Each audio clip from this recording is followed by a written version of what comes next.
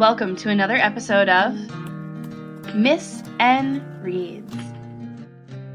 Hey everyone, here is the next section of Among the Hidden. When we last left Luke and Jen was off to the rally and Luke hadn't heard from her in about a week, so we've got a couple more chapters to read, and then we only have two, including this video, 2 videos left until we are completely done with Among the Hidden by Margaret, Peterson, Haddix.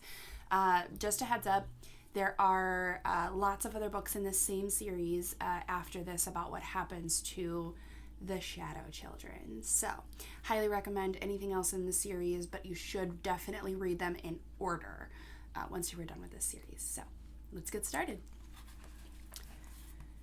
Chapter 26. Finally, a week and a half after the rally, a day dawned that was so clear and dry, Luke knew Dad would be in the fields all day. Without hope, Luke turned on the light by the back door. After 5 minutes without a response, he turned it off and quietly slipped out the door. The cool air was a jolt, and for the briefest time he paused. This was more dangerous than ever. But I have to know, he muttered fiercely and crept alongside the barn before making his dash for Jen's house. He had to rip the screen and break the pane of one of the Tabbits' windows, which he felt bad about, but it didn't matter. If Jen was there, she could think of an excuse. And if she wasn't, he'd never be back at the Tabbits again. Once inside, he knew he had to do something about the alarm quickly. Jen had explained it to him once, told him the exact sequence of buttons to hit to disable it. He ran to the hall closet, yanked open the door, and punched the buttons quickly, afraid he'd forget the sequence if he hesitated for even a second. Green, blue, yellow, green, blue, orange, red. The lights blinked out before he hit the last button, and that spooked him. Was that how it worked before? Hurry, he urged himself. The words kept replaying in his brain. Jen, he called. Jen? He went up and down stairs, looking in every room. Jen, you don't have to hide. It's me, Luke. The house was enormous. 3 floors and a basement. He couldn't search anywhere. He couldn't search everywhere, but if Jen was there, why would she hide? Against reason, he kept hoping she was. Jen, come on, this isn't funny. He found the bedrooms. Huge, elegant rooms with beautifully carved beds and long mirrored closets. He could even tell which one was Jen's. Finally, he admitted defeat and rushed down to the computer room. He hurried over to the keyboard and typed in the same sequence of letters he'd watched Jen type so many times. His fingers were clumsy, and he kept messing up. Finally, he got to the chat room password. F-E-R-E. No, erase. F-E-E-R. No. At last, he got it. F-R-E-E.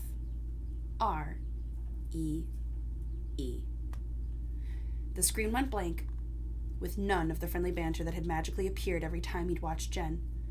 Had he done something wrong? Frantically, he exited and entered the chat room again, his hands shaking. Still nothing. Timidly, using only his right index finger, he typed, "Where's Jen?" He had to hold one hand with the other to steady his finger enough to hit the enter button. Almost instantaneously, his words vanished and reappeared at the top of the screen. He waited. Nothing. The screen stayed blank below his question. Because nothing was worse than doing nothing, he typed again, "Hello? Is anybody there?" Still nothing. He slammed his fist down on the computer desk so hard it hurt. "I have to know!" he shouted. "Tell me! I can't go home until I know!"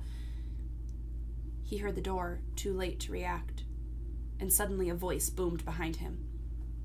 "Turn around slowly. Who are you, and why are you here?" Chapter 27.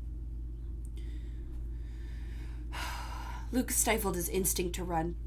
He turned around as slowly as he could.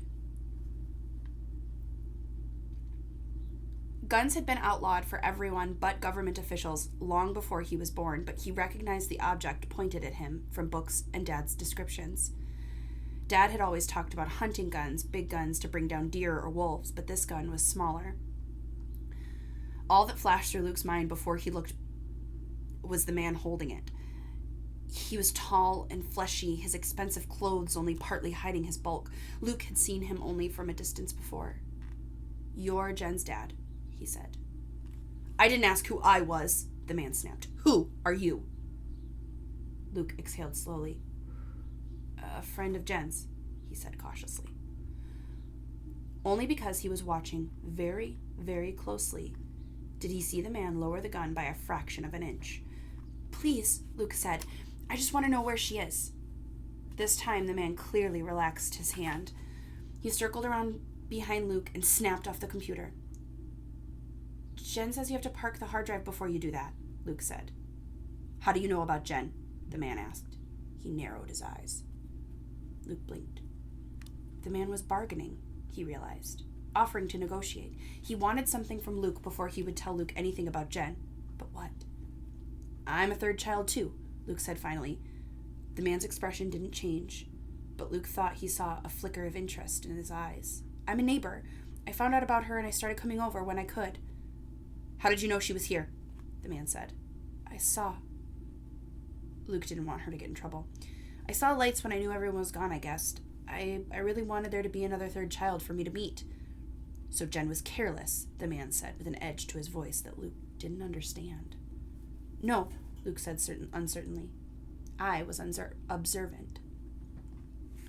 The man nodded, only to accept Luke's answer. Then he sat down in the chair by the computer desk and rested his hand on his leg. Luke took that as a sign that the conversation might last long enough for him to find out something. "Did Jen teach you how to disable our alarm system?" the man asked. Luke saw no point in lying. "Yes, but I must have screwed up since you came." "No," the man said. "If you screwed up, the security guards would have come. But I have set it so I'm automatically notified if the system's shut down while I'm away. Given the circumstances, I decided to investigate myself." Luke longed to ask what circumstances he meant, but the man was already asking another question. "So what else did you and Jen do together?" the man said. Luke couldn't understand why he sounded so accusatory. "Nothing," Luke said. "I mean, we talked a lot. She showed me the computer. She wanted me to go to the rally, but I was too scared." Too late. Luke thought to wonder if the man knew about the rally. Was Luke betraying Jen's confidence? But the man didn't seem surprised. He was studying Luke as intently as Luke had been studying him. "Why didn't you stop her?" the man asked. "Stop Jen? That's like trying to stop the sun," Luke said. The man gave Luke the faintest of smiles, one that contained no happiness. "Just remember that," he said. "So where is she?" Luke asked. The man looked away. "Jen's..." His voice broke. "No longer with us." She's dead," the man said harshly. Somehow Luke had known without wanting to know. He still stumbled backwards in shock. He bumped into the couch and sagged into it. "No," he said, "not Jen. No, you're lying." His ears roared. He thought crazy things. "This is a dream, a nightmare. I will make myself wake up." He remembered Jen talking a mile a minute, gesturing wildly. How could she be dead? He tried to picture her. It was impossible. The man was shaking his head helplessly. "I'd give anything to have her back," he whispered. "But it's true. I saw. They gave us special privilege to see her for a government official." His voice was so bitter. Luke could barely listen, and we couldn't even bury her in the family plot. Couldn't take a bereavement day off of work. Couldn't tell anyone why we were going around with red eyes and aching hearts. No, we just had to pretend to be the same old family of 4 we'd always been. "How?" Luke asked. "How did she die?" He was thinking if the car had wrecked, it wouldn't be so bad, or maybe it had nothing to do with the rally. Maybe she just got really sick.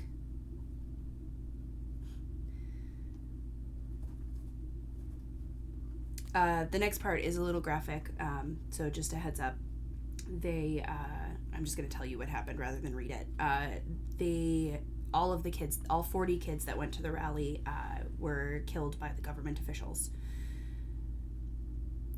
Luke started shaking his head no and couldn't stop. "But Jen said there'd be too many people to shoot. She said there'd be 1,000, Luke protested. as if Jen's words could change what he was hearing. Our Jen had too much faith in the bravery of her fellow hidden, Jen's father said. Luke flinched. I told her I couldn't go, he said. I told her. It's not my fault. No, Jen's dad said quietly. And you couldn't have stopped her. It's not your fault. There are plenty of other people who deserve the blame. They probably would have shot 1,000 or 15,000. They don't care. His face twisted. Luke thought he had never seen such pain. Not even the time Matthew dropped a sledgehammer on his foot. Tears began to spill down Jen's father's face. What I don't understand is, why did she do this children's crusade? She wasn't stupid. We'd been warning her about the population police all her life. Did she really think that the rally would work? He said. Yes, Luke assured him. Then, unbidden, the last words she'd spoken to him came back to him. We can hope. After she'd told him that hope was worthless. Maybe she knew the rally would fail. Maybe she even knew she would probably die. He remembered the first day he'd met her, when she'd cut her hand to cover up his drops of blood on the carpet.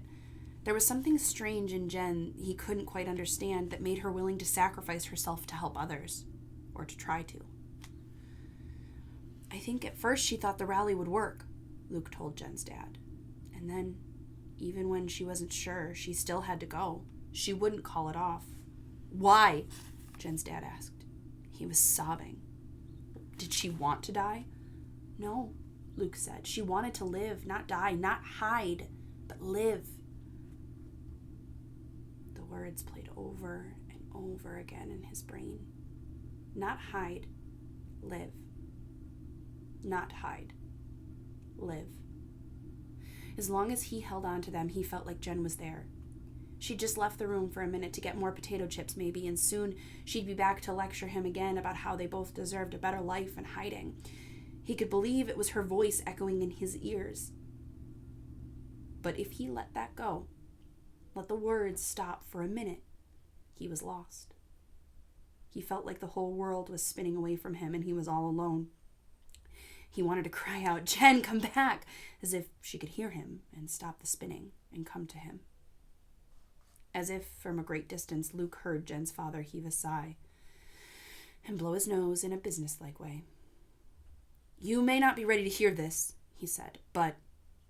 Dizzily, Luke raised his head and listened half-heartedly.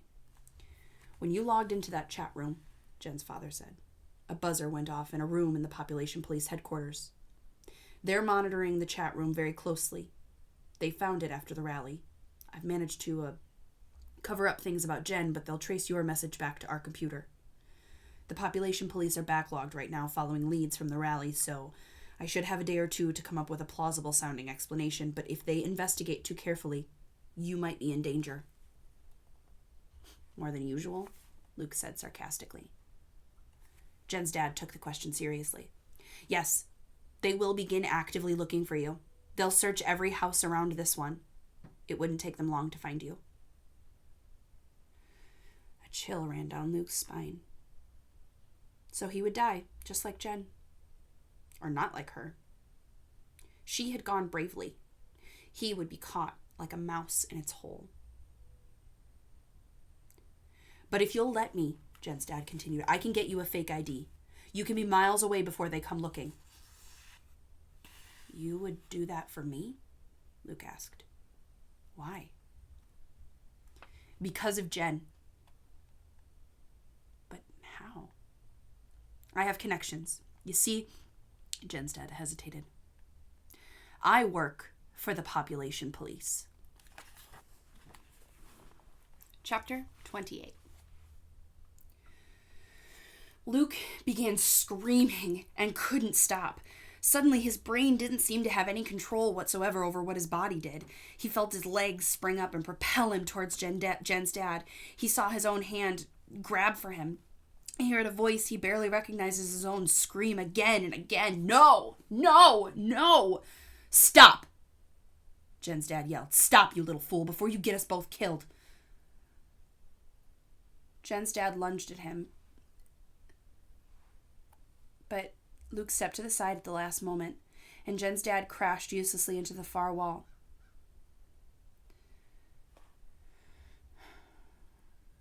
I'm on your side. Jen's dad stared into Luke's eyes, waiting. How could he know that what was right? Surely Jen's own father wouldn't lie in her name, would he? Luke squeezed his eyes shut. Then he lowered his hands. Good, Jen's dad said, audibly releasing his breath. Luke let Jen's dad walk toward him. I was going to explain, Jen's dad said, panting a little. He sat down. I only work at the Population Police headquarters. I don't agree with what they do. I try to sabotage them as much as I can. Jen never understood either. Sometimes you have to work from inside enemy lines. Jen's dad talked and talked and talked. Luke thought he was repeating everything he said 2 or 3 times, but that was okay because Luke's brain was functioning so slowly, he needed the extra help. Do you know much history? Jen's dad asked. Luke tried to remember if there were any history books among his family's collection in the attic. Did adventure stories of long ago count? Just, he cleared his throat, from the books Jen loaned me. Which ones? Luke pointed to the ones on the shelves above the computer. And she gave me some articles, printouts from the computer? Jen's dad nodded. So you got the propaganda from both sides, he said. No truth. What do you mean? Luke asked. The government publications are trying to convince people of one thing, so they stretch the facts. And the underground is just as extreme in its own way, making statistics match their cause, so you know nothing. Jen said the stuff from the computer was true, Luke said defensively. Just saying her name made him wince. And now she was dead. How could she be dead? Jen's dad waved them away impatiently. She believed what she wanted to, but I'm afraid... He stopped, and Luke was afraid Jen's dad might start crying again. Then he swallowed hard and went on. I'm afraid I encouraged her. I passed along some slanted information. I wanted to give her hope that someday the population law would be repealed. I didn't know she'd... Luke knew he wouldn't be able to bear seeing Jen's dad break down again. So what should I know? Luke asked. What is the truth? The truth? Jen's dad muttered, catching on to those 2 words as though Luke had thrown him a lifeline. He recovered himself quickly. Nobody really knows. There have been too many lies for too long. Our government is totalitarian, and totalitarian governments never like the truth. That made no sense to Luke, but he let Jen's dad go on talking. You know about the famines? Luke nodded. Before that, our country believed in freedom and democracy and equality for all. Then the famines came, and the government was overthrown. There were riots in every city over food, and many, many people died. When General Sherwood came to power, he promised law and order and food for all. By then, that was all the people wanted, and all they got. Luke squinted, trying to understand. This was grown-up talk, pure and simple. No, it was worse than the grown-up talk he was used to, because all his parents ever talked about was the corn harvest and bills and the likelihood of frost at the end of May. Those Luke understood. Governments being overthrown, cities rioting, they were beyond his comprehension. Barron's got more, he blurted, and then blushed because it sounded so rude. Jen's dad laughed. True, you noticed. I know it's not fair, and I'm not proud of it, but government officials made a conscious decision to allow one class of people to have special privileges. Jen probably introduced you to junk food, didn't she? Luke nodded. That's a good example.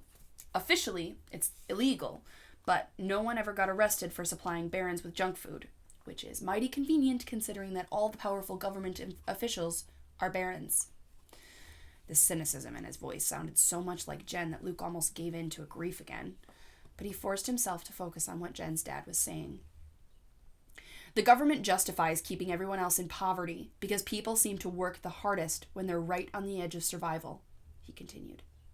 The government does try to make sure that most people, the ones who cooperate, do survive. If you've heard your parents talking about other farmers, you'll know that nobody loses their farms anymore. But also, nobody ever makes enough to live comfortably. Luke thought about his parents' constant worries about money. Was it all unnecessary? Were they just being manipulated? He felt a spark of anger. He buried that too, because he had other questions.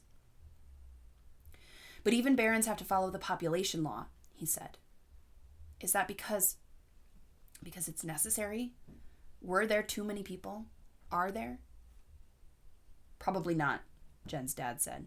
If food had been distributed fairly, if people hadn't panicked, if we'd had good leaders being honest about the need for everyone's cooperation, we could have survived the crisis without curtailing anyone's rights.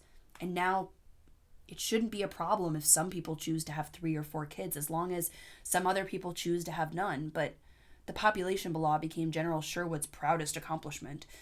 That's why even barons aren't exempt. He points to that and says, "See how much control I have over my own people's lives." So it's wrong, Luke said, trying to grasp the point. "I believe so, yes," said Jen's dad.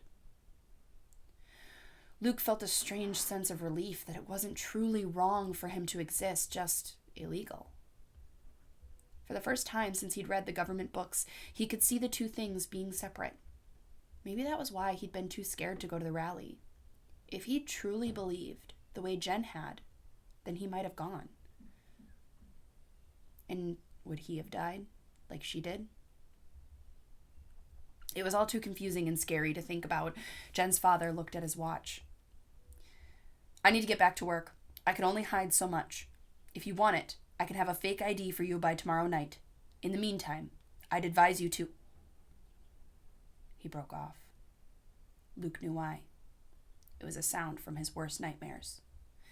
Pounding on the door. "Open up! Population police!"